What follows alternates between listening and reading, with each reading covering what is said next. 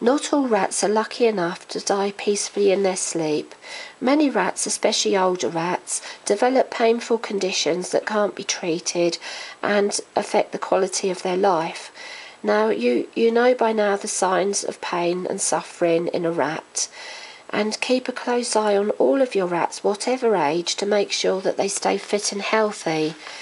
Now, if you have a rat that is having no quality of life, they're having pain, movement, difficulty breathing, mobility problems, trouble eating, no longer want to come out and play, and are refusing treats, it is time to visit the vet and to see whether you get some advice from your vet.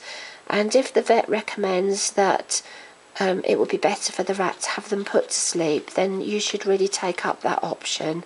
And it's very difficult, but I'd urge you, if your rat is unwell and suffering, to take them sooner rather than later, and to just be thoughtful of your rat, and don't let the fear of going to the vet stop you from going.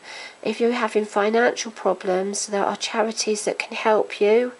No animal charity is going to refuse to help you if a rat is suffering, and likewise your vet would put the rat to sleep if you couldn't afford to pay for it, and would arrange some sort of payment plan or help you out in some way. So please, ask for help if you're worried about the money situation.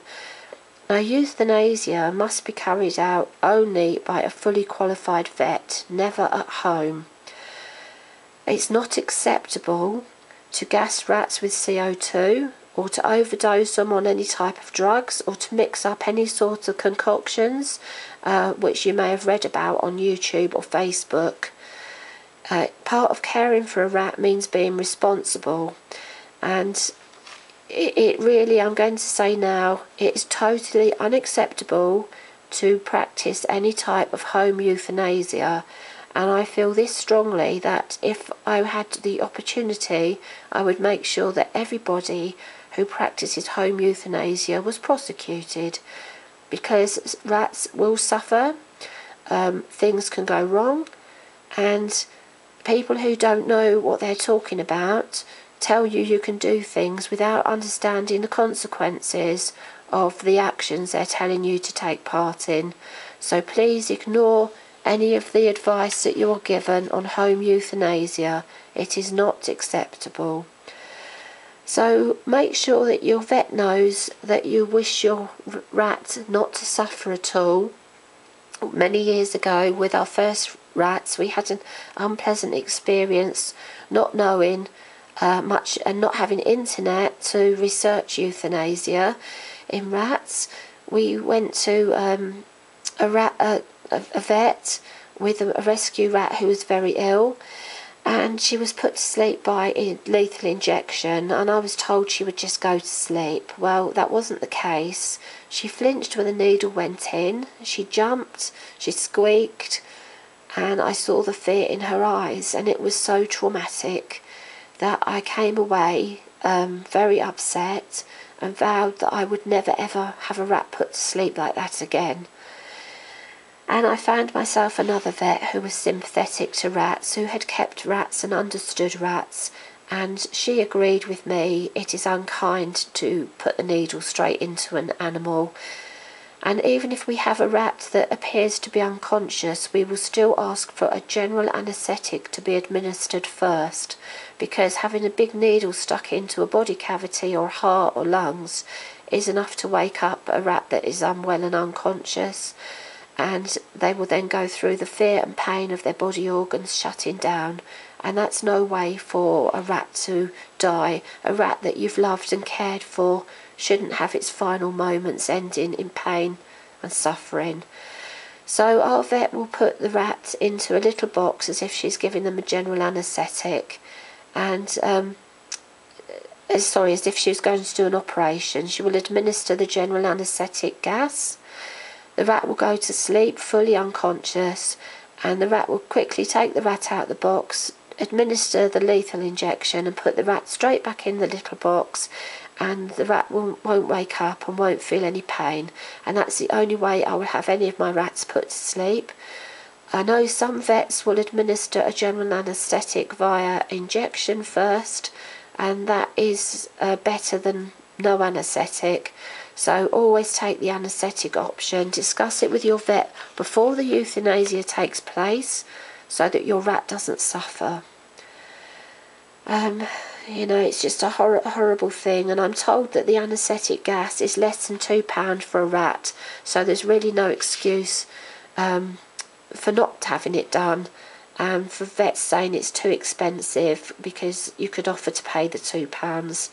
And really, you're paying for treatment. You have a right to the best treatment for your animal, and you can say to the vet that you don't agree that sticking a lethal injection into straight into the rat is the best that they can do for your rat, and insist on a general anaesthetic. Now, don't be scared to cry at the vet. Don't be worried about what people are thinking. They see this from people who love their rats all the time and their other animals. They'll be prepared with tissues, and they usually have a room you can sit in quietly to recover before you go home. And you can be seen out from a different entrance. You don't have to go through a packed waiting room. Most vets will let you pay at a later date, or you can pay in advance if you know that your rat's going to be put to sleep. So there are ways of coping at the vet. And when you get home, if this is your first rat that you've lost, you won't be prepared for how awful you're going to feel. But you're not just losing an animal, you're losing a family member, a little individual, a character. Your little rat can't be replaced. There will be no other rat as unique as your little rat you've just lost. So you have to grieve and go through bereavement. You're going to go through all the things of shock and grief and crying. Maybe you can't sleep, or you sleep all the time, you don't feel like eating, you can't concentrate. All you can think of is your little rat. And that is perfectly normal. And never listen to anyone who says it's just a rat. It is never just a rat. Every rat is special. So talk to people who understand. Friends who have rats, your Facebook friends who have rats, rat groups, people you know from YouTube. They will have some sympathy for you. And you may need a pet bereavement counsellor. You can find them online.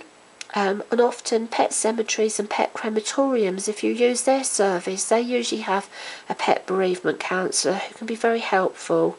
But be nice to yourself. Just understand what you're going through is perfectly normal, and it will get better, and the good memories will overtake the bad memories. Now, sometimes with sudden and traumatic death, it is worse, because you will constantly go through what has happened, wondering if you could have done anything differently. In most cases you couldn't. If your rat had a traumatic accident, then you need to learn from the mistakes you made and make sure they never happen again. But you mustn't torture yourself forever, because if you have other rats, they need to be looked after, and you can't neglect your other rats because the way you are feeling. And you must remember that rats grieve as well. They grieve terribly for their brothers and sisters and their friends. Be nice to your other rats. Never leave another rat on its own. Get them some friends, because they don't like being on their own, and that can make life even more difficult for them. If the rat that you have, the lone rat, is an old rat and is going to be your last rat, then just give them lots and lots of attention. But if you're going to continue keeping rats, or you have a young rat, you must go and get friends for them. Get more than one friend, so that you're not left in the same situation again. But it's very difficult, and for me it gets harder each time. I wish I could say it gets easier. For me, if it was to get easier, I would think that I'm not caring for my rats and loving them as I should love them. So don't feel bad. Don't feel bad for loving your rat and missing your rat. Now, remembering your rats is a good thing to do. We used to bury our rats in the garden until we had to move from a house that we didn't expect to move from, and leave our rats behind, and that was pretty awful. They were all older rescue rats, and most of them we hadn't had very long, but it was still very difficult to leave them behind. So we decided some people will bury their rats in a pot that they can take with them, and that's good, but I would recommend put them in a sealed box so that other animals can't smell them and try and dig them up. But we moved to a cremation service, so they come back in a little bio box with the name and the date they were cremated, and we also get a little card with the date they died and a verse inside. And then we buy the wooden caskets. Now that is my KO, who, although she lived with other rats, was very much a lone rat, came to us on her own, and we put her in a casket on our own. She never really bonded well with the other rats, so we thought we'd just put her, rather than with a family group, on her own. Rosie will eventually go with Poppy, her sister, and Ginny up here. We always put a photo with the cards, but we haven't got one of Rosie printed yet. But Ginny will eventually go with Molly. There's 2 little sisters in this group, and if we have family groups of, say, 4 rats, they will go together as well into a bigger box. We always get a bereavement sympathy card from our vet because we lose so many old rats, and because they know the service that they're giving to the rescue rats. They're very sympathetic to us, and they know how upset I always get. So I always get a sympathy card, which is very, very nice of my vet. And in this document box here, we gather together the memory cards, the sympathy cards, and a photo of each rat. And some people actually collect memory boxes and put little toys and things in, and other people do scrapbooks, like a little life story of their rat. And of course, if photo albums and videos and tribute videos, there's all sorts of ways to remember your rat. And as soon as you feel able to, I suggest you start doing a memory book or a video for your rat, because it won't always hurt this much. It probably will make you cry for quite some time when you watch it, but it's good to have these memories and to remember the good times.